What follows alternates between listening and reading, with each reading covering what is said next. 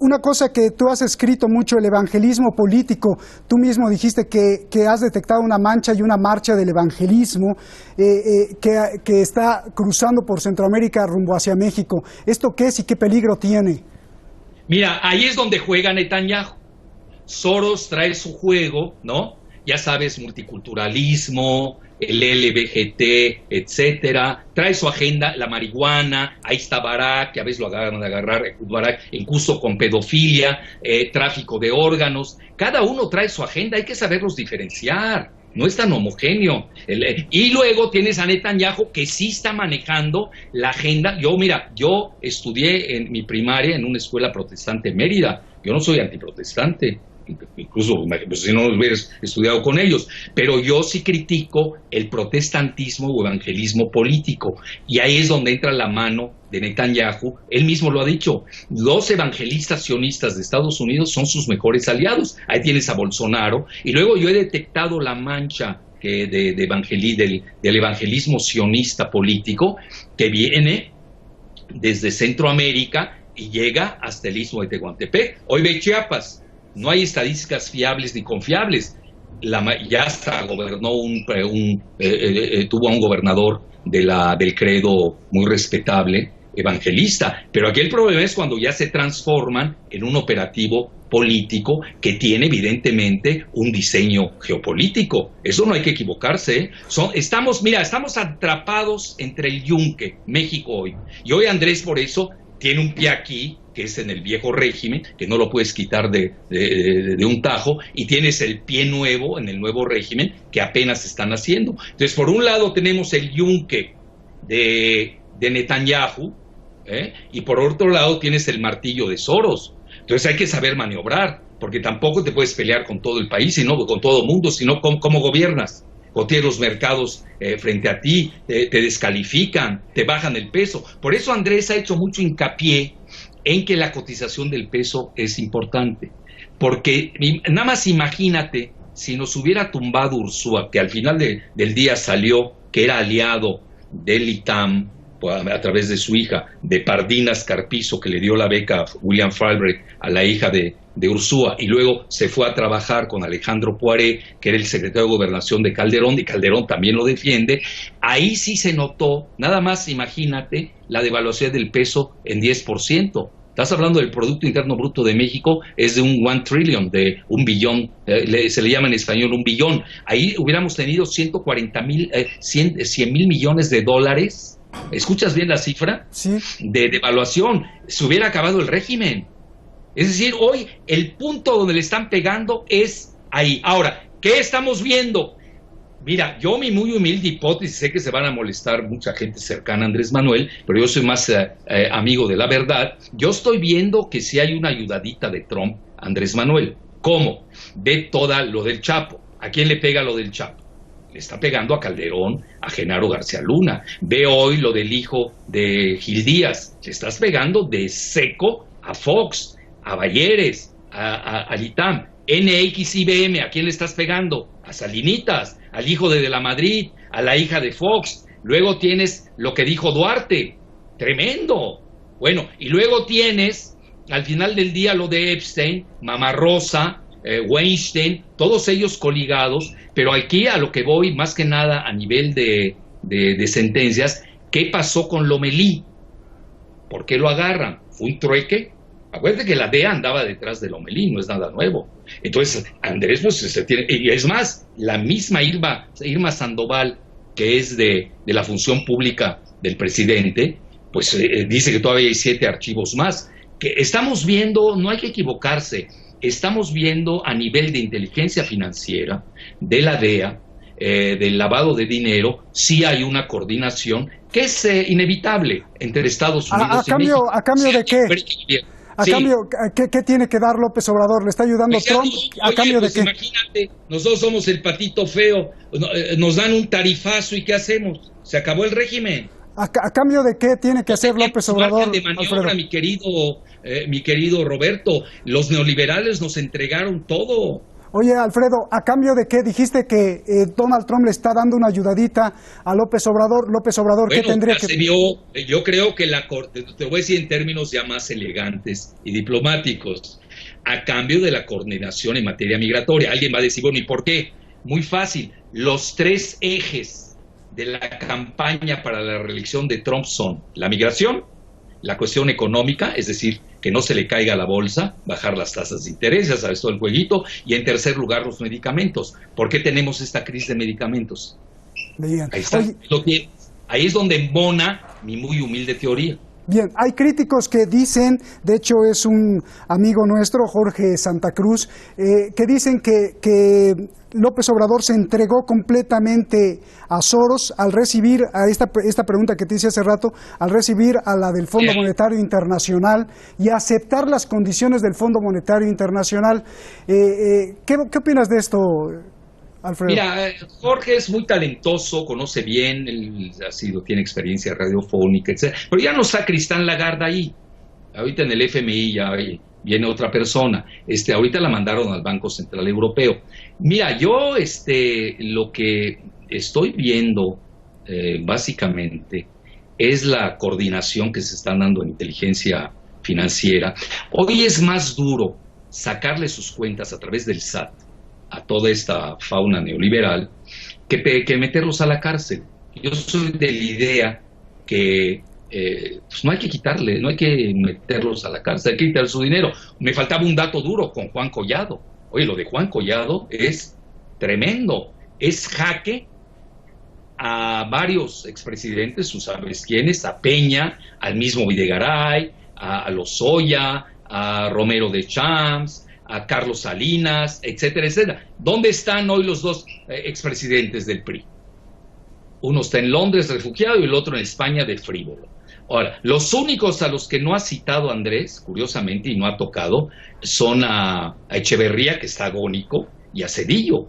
Pero aquí no hay que perder la dimensión de lo que está en juego. Yo por eso sí veo una coordinación transfronteriza, porque Andrés solo no puede con esto. Es decir, lo de la Policía Federal es muy grave, fue un motín, ese sí fue un intento de golpe de Estado real, y no golpecitos suaves, benignos. Ya por favor hay que crecer en la dimensión de las cosas. Y hoy donde tenemos, la cuestión financiera es muy grave. Hoy un bajonazo de una calificación por Fitch o por Moody's o por Standard & Poor's, te puede derrocar un gobierno. Ve cómo está Turquía, ve cómo está Irán, ustedes lo están viviendo en carne propia. Hoy las guerras, básicamente, las nuevas, que esto no lo percibió Sharp, porque no tenía formación geofinanciera ni geopolítica, son las guerras financieras, las sanciones económicas. Con México no hay sanciones ni financieras ni económicas en esos momentos. Es más, yo te diría, te voy a decir algo muy grave, ¿puedo? Sí, todo lo que quieras. Mira, el problema grave radicó en la firma del TMEC, el viejo Tratado de Libre Comercio. Venga. El TMEC, que es México, Estados Unidos y Canadá, donde cedimos todo en materia de servicios, en materia agrícola, en materia automotriz, y ahí te va todavía lo peor, en materia de medicamentos. Yo aquel día era muy ingenuo, estaba viendo, bueno, ¿y por qué no traemos medicamentos de la India que son genéricos? Si el mismo Trump quiere traer, que tiene una crisis de medicamentos en Estados Unidos, quiere traer los medicamentos de Canadá, me voy y alguien me dice, que es muy avesado en el tema, me dice, oye, firmó Peña y Videgaray con esta cosa que se llama, ¿cómo se llama? Guajardo, que se cree genio además, cuando es un oligofrénico de quinta, firmaron que no podemos importar durante 10 años medicinas genéricas para darle rienda suelta a las patentes, donde está el Big Pharma. Ellos ganan casi $1 billón los Big Pharma, 5 de ellas son de Estados Unidos, que es equivalente al Producto Interno Bruto de México. Mira, mi querido Roberto, estamos en una jaula geopolítica. Ojalá y el tigre de Andrés Manuel pueda sacarnos de ella. Oye, Alfredo, ¿sí me escuchas? Sí, pues perfecto. te veo y te escucho todo. Nunca te he escuchado más que ahora. ¿Cuál es el peligro más grave que tiene López Obrador si se descuida? Bueno, primera lo digo con responsabilidad, lo pueden matar. Mira, Krause es matón, lo digo con responsabilidad. Tú sabes, cuando salió electo Trump, ¿tú crees que no lo tienen fichado? Dijo, hay que matarlo, literal. Y este es el liberal, demócrata, este narcolavador plagiario, ¿no? Oye, ¿tú crees que se la va a pasar Trump, que es tuitero? Obviamente hay servicios de inteligencia, a todos los tienen fichados, es la realidad. La primera es esa, ¿eh? Este grupo puede cometer una locura y mandarlo a asesinar. Y él, pues a mi juicio, sí comete un grave error de no cuidarse. Tiene que protegerse, porque no es él, ya no es Andrés. Estás hablando de México, que obviamente hay veleidades de balcanizar al país, tú lo sabes, en tres, sur, centro y norte, etcétera, que de hecho ya está balcanizado económicamente. De ahí que nosotros estamos apoyando todos los proyectos del sur, con los que no quiere el norte, curiosamente, y lo puedo demostrar, para precisamente armonizar a la federación. Oye, se han llevado todos los recursos primarios del sur, los del norte, y no le dejan nada al sur. Bueno, pues ¿de qué se trata? Por eso yo soy uno de los firmes apoyadores del proyecto de Dos Bocas y del Tren Maya. Y obviamente agarran a sus ONGs, que obviamente hay que respetar el medio ambiente, nadie está diciendo que no, pero tampoco puedes detener el progreso. Pero esos se van más lejos y quieren que Tajo se corten esos proyectos, porque no quieren que, yo le llamo el sabotaje ambientalista deliberado que controla George Soros. ¿Para qué? Pues para que no crezca el país. Esa es la triste realidad. Ese sería el segundo problema. El segundo problema vendría siendo el golpe de Estado inducido. Quizás ahí usando algunas de las líneas de Jane Sharp. Por ejemplo, la reportera que inició el reportaje, que lo hizo muy bien, citó ahí la cuestión judicial. Curiosamente, de los estadios que citó, el cuarto sí está marchando, de todos, fíjate lo que son las cosas, pero no va a prosperar. No, pues mira, tiene mayoría en el Congreso, Andrés. México no es Brasil, somos otro país. México ya dejó atrás los golpes militares desde el siglo pasado. Hoy tiene el control tanto del ejército como de la marina, y ya quitó al Estado Mayor Presidencial, que era el que mataba, sino que le pregunten a Colosio, etcétera. Entonces ahí yo vería el otro problema. Y el tercer problema, en orden jerárquico de peligrosidad. Y el tercero sería la devaluación del peso. Pegarle, ya, por ejemplo, Krause, te lo digo con responsabilidad, ya sacó sus capitales. Tú sabes que él es miembro del Consejo de Administración del Banco Santander, ya quitó sus capitales de México y ya los mandó a España.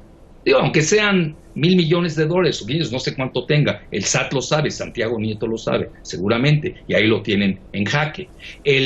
Ahí sí te pueden propiciar una fuga de capitales, pero ya es mínima cuando tú tienes a los grandes capitales que están entrando y tienen confianza en México. Por eso el barómetro del peso mexicano es importante. Y además, pues nos guste o no, hay coordinación con Trump, porque ni a Trump le conviene en estos momentos un caos de cara a la elección del año entrante en México. Ahora, aquí el problema es que hay que resolver, imagínate, se sacó la rifa del tigre Andrés Manuel. Oye, tienes todo el problema en Centroamérica, que no es menor. Imagínate nada más este escenario, que era bluff, por fortuna, era muy teatral.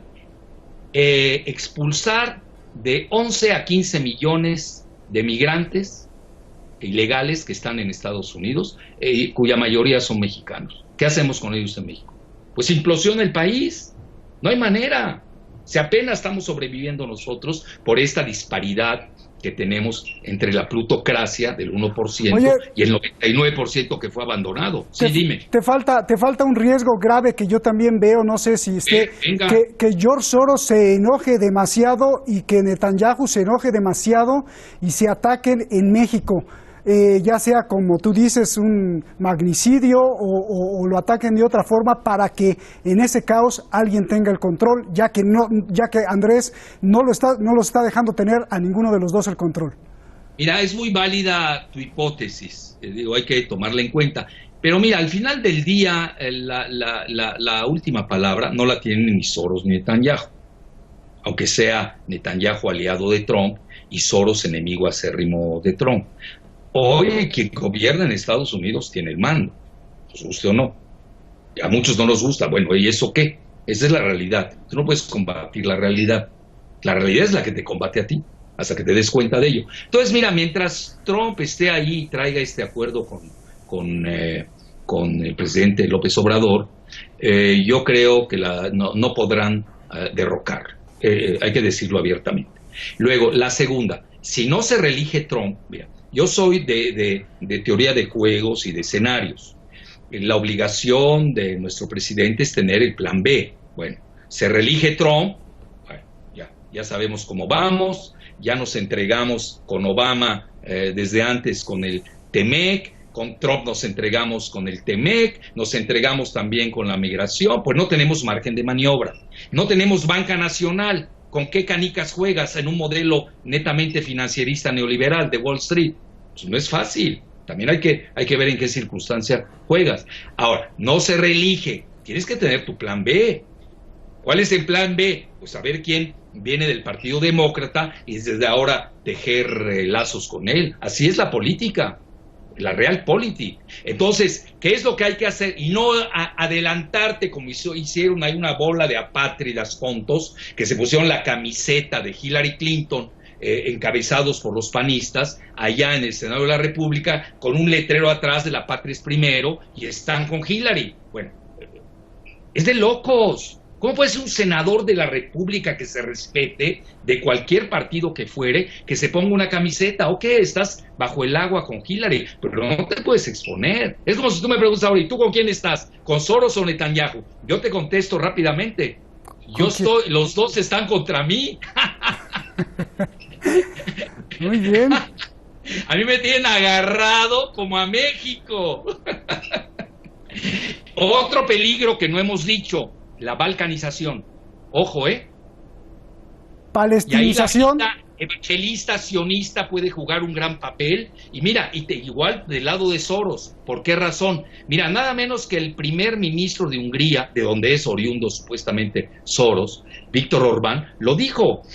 Y al final lo reconoció Soros, que él estaba financiando a los migrantes de Noráfrica, de Siria y de Irak y de Somalia. 500 millones de dólares. Estaban desestabilizando con la migración a Europa para tumbarla y de paso pegarle al peso. Es decir, hoy sí estamos entre esos dos grupos que están chocando en la cúpula del poder mundial. Y aquí, ¿qué hace un estadista? Te vas con el más fuerte y escoges el mal menor. Bien.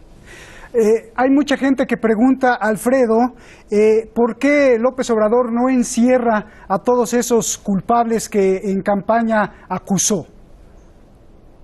Mira, no es fácil. Mira, primero que nada, la Constitución de México impide el encarcelamiento de los expresidentes. No es el caso de Perú. En Perú sí hasta se suicidan los pobres, ¿no? Y hasta dan lástima los expresidentes ahí. En México hay una palabra que se dice que es inimputable. La inimputabilidad es que no puede ser juzgado un expresidente. Entonces hay que cambiar la Constitución y ahí sí, pónganse a temblar expresidentes. Hoy realmente le van a pegar a sus gente clave. Andrés le ha pegado muy bien en el target, como dicen, el tiro al blanco. Y ahí tienes el caso de Juan Collado. Lo de Gil Díaz es más peligroso de lo que nos imaginamos, Esto ahí va a salir. Y ya Ursúa, ya ni quien se acuerde de él, por favor, ya. Hoy estamos en otra fase. Entonces, dadas las circunstancias y la operabilidad del sistema judicial mexicano, no puedes perseguir a los presidentes y encarcelarlos. Una cosa es en la campaña decir un eslogan y otra cosa es de aplicarlo cuando eres presidente. Además, tienes que jugar con ritmos. La política tiene sus ritmos, tiene sus tiempos, etcétera, y Andrés está jugando muy bien con ellos. ¿En qué le benefició la renuncia de Ursúa, que era desestabilizadora? En que acelera la 4T. Fíjate, Arturo Herrera, que fue a Londres al Financial Times y despotricó contra Dos Bocas, ayer en su comparecencia en la Cámara de Diputados de México, no se metió con Dos Bocas. Bueno, ¿y por qué le pegan tanto a Dos Bocas? Primero que nada porque es un proyecto tabasqueño. Hoy, por ejemplo, me llegó un video del gobernador de Tabasco, bueno, lo leí como los demás, ¿no? Que llega a todos, Adán López, donde dice, Calderón no quería la refinería de Dos Bocas porque odia a los tabasqueños. Imagínate. Es decir, a esos niveles ya estamos de odio y de, no, yo quiero mi refinería, no, pues yo quiero la mía y tú la tuya. Y Calderón al final del día no hizo ni la de Tula, porque no lo dejaron ni los bancos a los que él sirve, y no lo dejaron tampoco las calificadoras, y sucumbió. Y por ahora, mira, yo hago una pregunta tonta. Si las refinerías no sirven, ¿para qué diantres tiene tantas Estados Unidos y vive de ellas? Así de fácil. ¿Por qué hay refinerías en India? ¿Por qué hay refinería en Singapur? ¿Por qué México no tiene derecho a tener refinerías? Tenemos 5 que están empleadas, están trabajando al 25% porque deliberadamente Videgaray, no toco el tema de Peña porque nunca gobernó. El verdadero presidente de este país es Videgaray. Y a mí me preocupa más que Peña y su frivolidad, porque realmente es inocuo Peña. Digo, ubiquémonos, quienes conocemos aquí a la fauna política.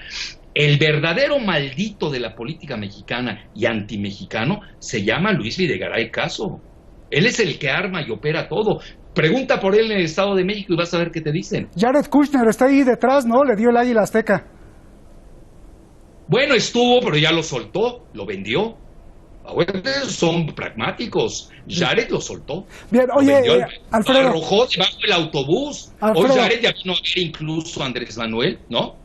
No me gustó donde se reunieron, pero es la realidad, ya lo vino a ver. Ellos son pragmáticos, ellos tienen sus políticas que hay que aplicar, y los pobres políticos tipo Videgaray los usan y los desechan como lo que son, muy expendables, como dicen ellos. Alfredo, en el caso Irán-Contra se dejó ver que la CIA manejaba en ese tiempo el narcotráfico en México. ¿Quién maneja el narcotráfico hoy? ¿Quién está detrás del narcotráfico? Y lo más importante, ¿cómo se podrían parar este nivel de secuestros y de asesinatos que está viviendo México?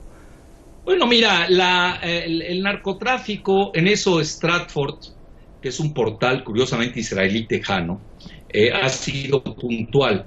Te maneja incluso cómo el país está balcanizado con los cárteles. Entonces, ¿qué pasa? Son como las matruscas. Sale una nueva, quitan la otra, no conviene que crezca mucho una, toma el poder otra. Eso es ampliamente sabido. Hoy el golpe al Chapo es fuerte, porque digo, ¿quién lo liberó? Primero fue Fox. A ver, que nos diga el Chapo cuánto le dio a Fox. Ya sacó que le daban dinero en el juicio a Morales Lechuga.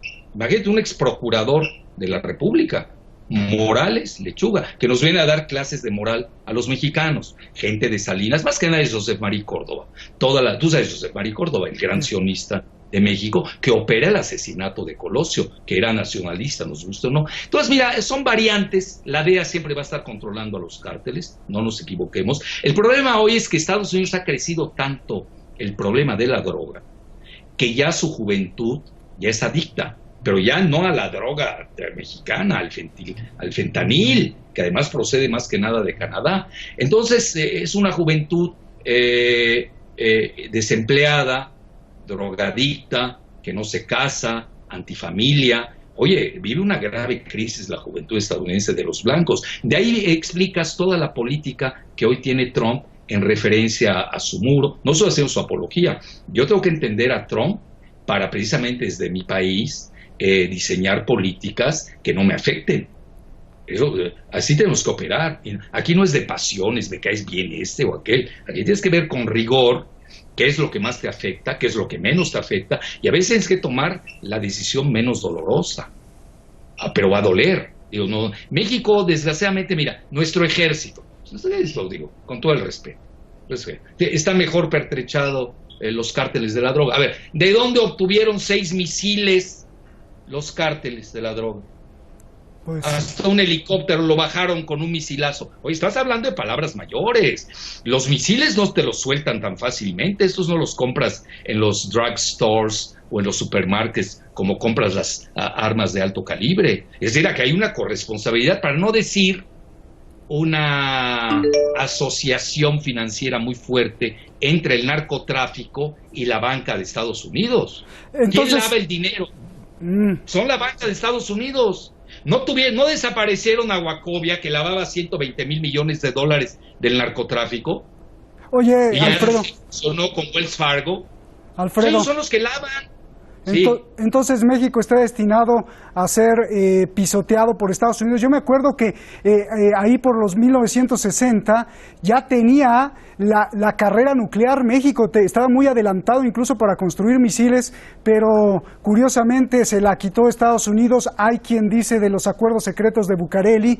¿Qué me dices de todo esto? ¿Seguirá siempre México así o algún día lo veremos respetable potencia? Mira, yo manejo el teorema, lo voy a decir muy suave, así como doy las clases. En México desde 1843, recordarás la infamia y luego nos quitaron la mitad del territorio. Lo que más produce hoy en Estados Unidos, que es California, era nuestro. Ahí está la riqueza de Estados Unidos. Si California fue, claro, con Silicon Valley, ¿qué le falta a México? Pues no nos dejan progresar con la tecnología porque hay un apartheid tecnológico. Luego vienen los tratados de Bucareli que versaban sobre el petróleo básicamente. Ya lo consiguieron, porque México es un país nacionalista. Pero ha habido una política de intoxicación con Televisa, con el ITAM, hacernos creer que lo gringo era mejor que lo mexicano. Y hoy, ¿qué pasa? Llega Trump, que es nacionalista económico estadounidense, y no quiere saber de nosotros, bueno, ni del grupo Monterrey que tanto se le tiró al suelo a Estados Unidos, ya no los acepta. Entonces tenemos que recuperar a nuestros hijos que se extraviaron como buenos samaritanos, recuperarlos, desintoxicarlos, decirles que ya se empiecen a ver a México en lugar de estar viendo a Estados Unidos. Así como hay un First America, hay también un First México. Tenemos que pensar mexicano. Entonces, si seguimos pensando en forma itamita, neoliberal, antimexicana, pues vamos a desembocar en resultados atroces. Hoy, por eso, esa es la cuarta transformación, esa es su filosofía. Es muy sencilla, es pensar mexicano. Si no piensas mexicano, no estás entendiendo la cuarta transformación. Genial. Nos vamos, Alfredo, me queda un minuto. Oye, pues no tienes miedo por todo lo que sabes y dices. A mí, por ejemplo, Google y YouTube me han cerrado 3 veces la cuenta, a ti también Twitter. Tú estás en la mira. ¿Tienes miedo, Alfredo? No, a mí me van a cerrar de todas partes. Eso ya estoy consciente de ello. Pero ya le dije a los fans, a mis seguidores, a los millennials, que son los que yo creo, que ese es el futuro y presente de México, y no mi generación, que es una porquería, los Aguilar Camil, los Krause, los Castañedas, es la basofia del país. Eso ya está. Por eso hoy los jóvenes no ven televisión, te siguen a ti, ven YouTube, etcétera. Hay el peligro, naturalmente, pero yo seguiré usando hasta señales de humo, ni modo. No nos van a callar, querido Roberto. Gracias, Alfredo. Recibe un abrazo gigante y con él el corazón. Nos llevamos 1 hora y fue programación especial. Te agradezco muchísimo, Alfredo. Lo mejor, gracias. Gracias. Siempre que quiera hablar de los problemas que sufre la gente en América Latina y en el propio Estados Unidos, no olvide nunca el destino manifiesto. La doctrina con la cual Estados Unidos piensa que es dueño de todo el continente y tiene derecho a hacer experimentos. Quiero que le ponga mucha atención a las palabras del periodista John O'Sullivan, quien en 1845 en Nueva York retrató perfectamente la esencia del destino manifiesto. Dice: el cumplimiento de nuestro destino manifiesto es extendernos por todo el continente que nos ha sido asignado por Dios o la divina providencia. ¿Para qué? Para el desarrollo del gran experimento de la libertad y el autogobierno. Es un derecho como el que tiene un árbol de obtener el aire y la tierra necesarios para el desarrollo de sus capacidades y su crecimiento que tiene como destino. Esa que le leí es la esencia contenida en el espíritu de Estados Unidos, en los billetes de dólar y en el pensamiento de los poderosos. Y si se fija usted, es como si estuvieran creando lentamente en Estados Unidos la Nueva Jerusalén. Buenas noches.